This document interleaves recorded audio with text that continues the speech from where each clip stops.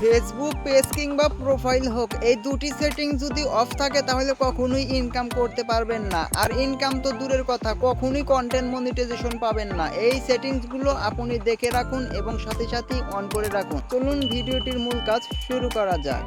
ফেসবুকের এই দুটি গুরুত্বপূর্ণ সেটিংস অন করার জন্য আপনার ফোনের ফেসবুক অফিসিয়াল অ্যাপ্লিকেশনটি ওপেন করবেন। ওপেন করার পর আপনারা কিন্তু পেজ থেকেও সেমভাবেই কাজটা করতে পারেন, অথবা আপনারা প্রোফাইলেও সেম অপশনটা পেয়ে যাবেন। এখানে প্রোফাইল আইকন অথবা থ্রি ডট আইকনের উপর ক্লিক করে দিবেন। এখানে দেখতেই পারছেন সেটিংস, অথবা নিচের দিকে স্ক্রল করলে এখানে দেখতে পারবেন সেটিং অ্যান্ড প্রাইভেসি অপশনের ভিতরে ক্লিক করবেন।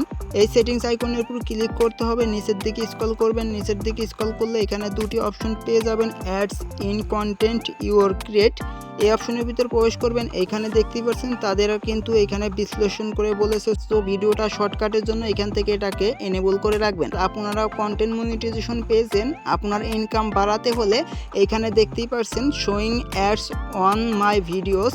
সো এই অপশনটা যদি এখান থেকে অন করে রাখেন তাহলে আপনার ফেসবুক পেজ কিংবা প্রোফাইলে যদি ভিডিও রিলস আপলোড করা থাকে, আর যদি আপনি কন্টেন্ট মনিটাইজেশন আগে পেয়ে থাকেন তাহলে বেশি বেশি অ্যাড শো করবে। সো অ্যাড বেশি বেশি শো করার ফলে কিন্তু আপনার ইনকাম বেড়ে যাবে। আর ওটা যদি আপনারা অফ করে রাখেন তাহলে কখনোই ইনকাম করতে পারবেন না। আর এখানে দেখতে পাচ্ছেন আর্লি অ্যাক্সেস টু ফিচার্স, এই অপশনের ভিতরে ক্লিক করবেন। সো যারা এ পর্যন্ত কন্টেন্ট মনিটাইজেশন পাননি তারা এই জয়েন দি বেটা প্রোগ্রাম এই অপশনটাকে এখান থেকে যদি অফ থাকে তাহলে অবশ্যই আপনারা অন করে দিবেন। এতে আপনার ফেসবুকের তরফ থেকে যে সর্বপ্রথম আপডেট আসে সেই আপডেটটি কিন্তু সবার আগে আপনি পেয়ে যাবেন।